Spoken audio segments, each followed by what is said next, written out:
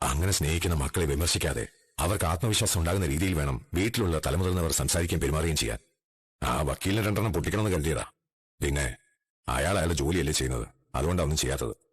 അനന്തപുരി തറവാട്ടിൽ പണം കായ്ക്കുന്ന ഒരു മരമുണ്ടെന്ന് ചിലർ പറയാറുണ്ട്. അത് കുലിക്കാ പണം വീഴുമെന്നും പറയാറുണ്ട്. പക്ഷെ കഠിനാധ്വാനം ചെയ്ത് നല്ല സ്വർണം കൊടുത്താ നമ്മൾ പണം ഉണ്ടാക്കിയതും പേരും പെരുമയുണ്ടാക്കിയതും. ആ പണം തിന്മ ചെയ്യുന്നവർക്ക് കൊടുക്കാനുള്ളതല്ല. 20 കോടി വേണമെങ്കിൽ വെറുതെ കളയും. പക്ഷേ അർഹതയില്ലാത്തവർക്ക് അത് കൈമാറാൻ പാടില്ല. ഇന്ന് കാമുകി വിളിച്ചൊന്നുമില്ലടാ. കാമുകിയോ? നീ ഇഷ്ടപ്പെടുന്ന ഒരു പെൺകുട്ടിയുണ്ടല്ലോ, അവള് വിളിച്ചോന്നാ ചോദിച്ചത്.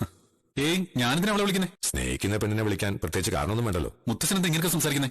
എടാ മോനെ, നീ അനാമിക തമ്മിലുള്ള ഡിവോഴ്സ് എന്തായാലും നടക്കും. ഇനിയിപ്പോ അക്കാര്യത്തിൽ രണ്ടാമൊന്നും ആലോചിക്കേണ്ട കാര്യമില്ല. അങ്ങനെയെങ്കിൽ നിന്റെ ആഗ്രഹം പോലെ ഇനി കാര്യങ്ങൾ നടക്കണമെന്നാ എന്റെ തീരുമാനം. മുത്തശ്ശൻ എന്താ പറഞ്ഞു വരുന്നേ? നിങ്ങൾ കൊച്ചുമക്കൾ ഒരു കാര്യം ആഗ്രഹിക്കുമ്പോ, കൊതിക്കുമ്പോ അതിൽ ന്യായമുണ്ടെങ്കിൽ കൂടെ നിൽക്കുന്ന എന്റെ രീതി.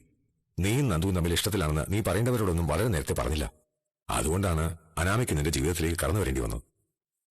അതിലും നീ തന്നെയാ പ്രതി. അവളെ ഇവിടെ കൊണ്ടുവന്ന് ഞങ്ങൾക്കൊക്കെ പരിചയപ്പെടുത്തിയത് നീ തന്നെയാ. അതെന്റെ ഭാഗത്ത് തെറ്റാണെന്ന് ഞാൻ 1000 തവണ പറഞ്ഞല്ലോ മുത്തശ്ശൻ. എന്തായാലും ഇനി തെറ്റിദ്ധരുത്താനുള്ള സമയം. ഞാൻ നിന്റെ മുത്തശ്ശിയും കൂട്ടി പോവാൻ പോവാണ് കോവിന്ദന്റെ വീട്ടിലേക്ക്. അതെന്തിനാ? അതെന്തിനാണോ? എടാ പെണ്ണു വയ്ക്കാൻ തന്നെയാ. അത് പറഞ്ഞപ്പോ അവന്റെ മുഖത്തൊരു തെളിച്ചം കണ്ടില്ലേ? നിന്റെ മുഖത്തെ വെളിച്ചമുണ്ടല്ലോ, അത് ഈ വീട്ടിൽ ആകമാനം കിട്ടുന്നുണ്ട് കേട്ടോ. മുത്തശ്ശൻ സത്യമാണ് പറഞ്ഞത്. ഞാനങ്ങനെ ഇല്ലാത്ത കാര്യമൊന്നും പറയില്ലടാ. ഉടൻ തന്നെ ഞാനും നിന്റെ മുത്തശ്ശിയും കൂട്ടി പോകും. അയാൾ പോയിട്ട് വന്ന ശേഷം ഇവിടെ ഉള്ളവർ അക്കാര്യം അറിഞ്ഞാൽ മതി. എന്താണ് അവരുടെ തീരുമാനമെന്ന് നമുക്ക് മനസ്സിലാക്കണമല്ലോ. അവളുടെ അച്ഛനും അമ്മയും കുറച്ച് കടുംപിടുത്തത്തില്ല. അത് കാരണവന്മാര് പോയി പെണ്ണി വയ്ക്കാത്തോണ്ടാ. നീ അവിടെ കയറി ഇറങ്ങി നടക്കുമ്പോ അതൊക്കെ നിന്റെ ഒരു തമാശയായിട്ട് അവർ കാണുന്നത്. പക്ഷേ ഞങ്ങൾ ചെല്ലുമ്പോ കാര്യത്തിനൊരു സീരിയസ്നെസ് ഒക്കെ വരും. പിന്നെ നിന്റെ മുത്തശ്ശിയോട് പോലും ഇക്കാര്യം പറഞ്ഞിട്ടില്ല. അയാളോട് പോയി പെട്ടെന്ന് റെഡിയാവാൻ പറയാം. എന്നിട്ട് ഞങ്ങൾ പോയിട്ട് വരാം. അതുവരെ നീ പ്രാർത്ഥനയോടെ ഇരുന്നു. പോകുന്ന കാര്യം നടക്കണമെന്ന് സകല ദൈവങ്ങളെയും വിളിച്ച് പ്രാർത്ഥിക്കും.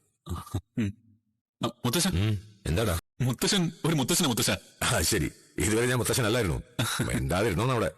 എടോ, പെട്ടെന്ന് താനൊന്ന് റെഡിയാവും. നമുക്കൊരിടം വരെ പോവാനുണ്ട്.